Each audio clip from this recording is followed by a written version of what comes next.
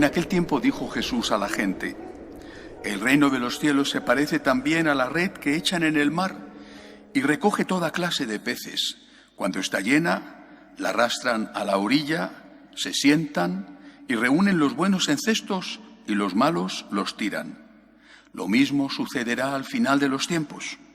Saldrán los ángeles, separarán a los malos de los buenos y los echarán al horno encendido.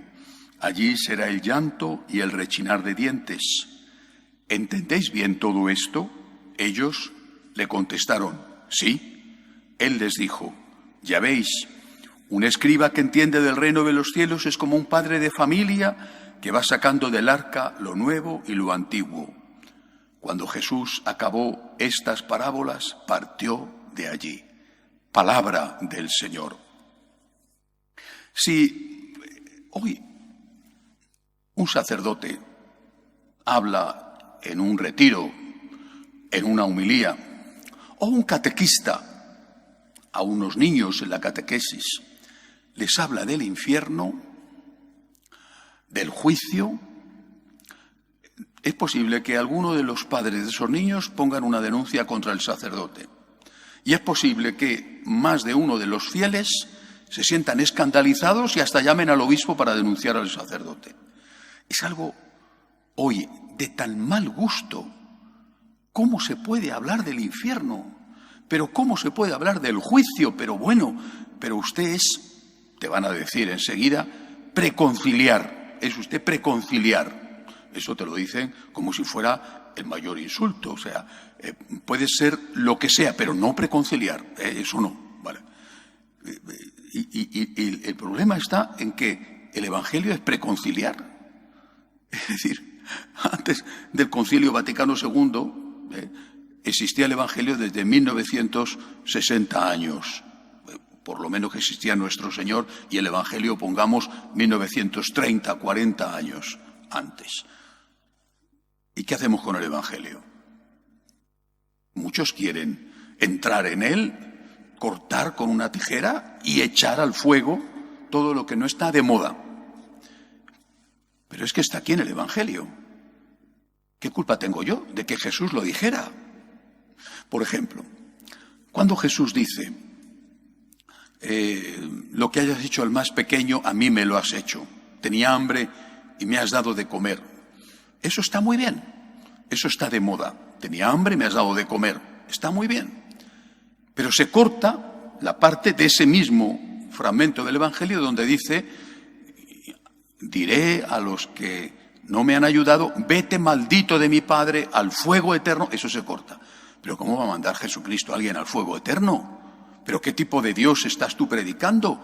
El tipo de Dios que hemos creado no es el tipo de Dios del Evangelio, que otro Dios distinto, que no tiene nada que ver. Es un Dios tan dulzón que no hay quien se lo trague.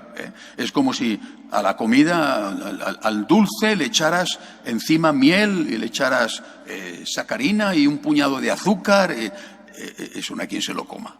Bueno, pues ese es el Evangelio que están haciendo, que no tiene nada que ver con este Evangelio. Porque en este Evangelio del Dios amor, en el Evangelio donde se nos dice que Dios es amor, también se nos dice esto.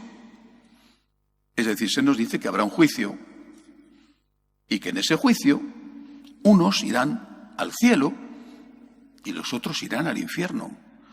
Que no es que yo me lo invente o ese cura a preconciliar se lo invente, es que está en el Evangelio. En una ocasión hace años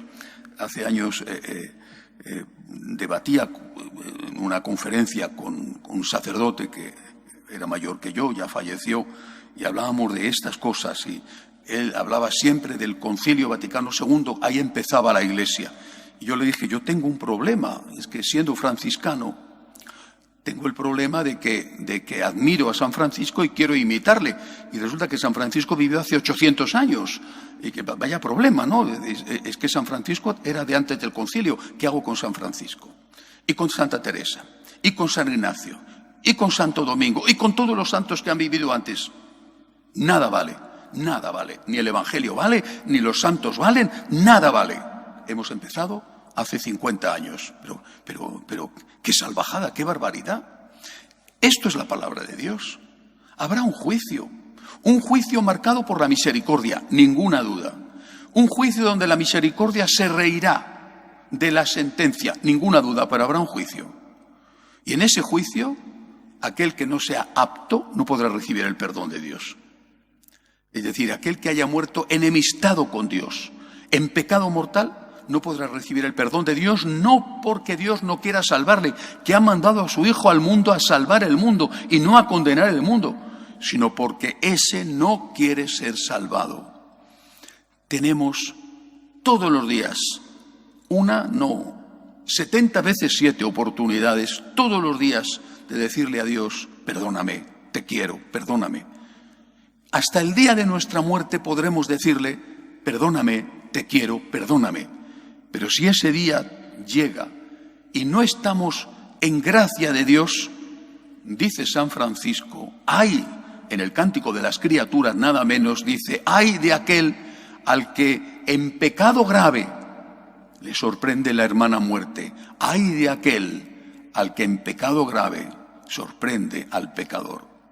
Por eso, intentemos estar en paz con Dios, no pecar. Pero si alguno peca, lo dice San Juan, si alguno peca, y yo creo que no será solo alguno, si pecamos, sea de una cosa pequeñita o de una cosa grave, pidamos perdón, con dolor de corazón sincero por haber ofendido a Dios, a este Dios tan bueno, a este Dios que ha dado la vida por nosotros. Señor, perdóname, te suplico que me perdones. Y lo antes posible, la confesión.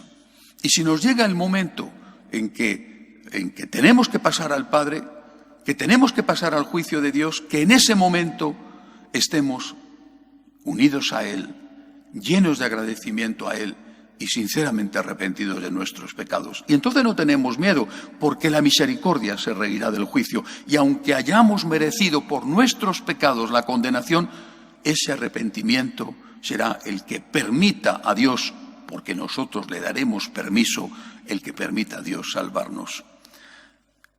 Termino con esta frase de Jesús, con esta pregunta. ¿Entendéis bien todo esto? Ellos contestaron, sí. ¿Entendéis bien que hay un juicio y que el que no esté en gracia de Dios no podrá ser salvado porque él no ha querido que Dios le salve? ¿Entendéis bien todo esto? Y si contestamos diciendo sí, actuemos en consecuencia. Que así sea.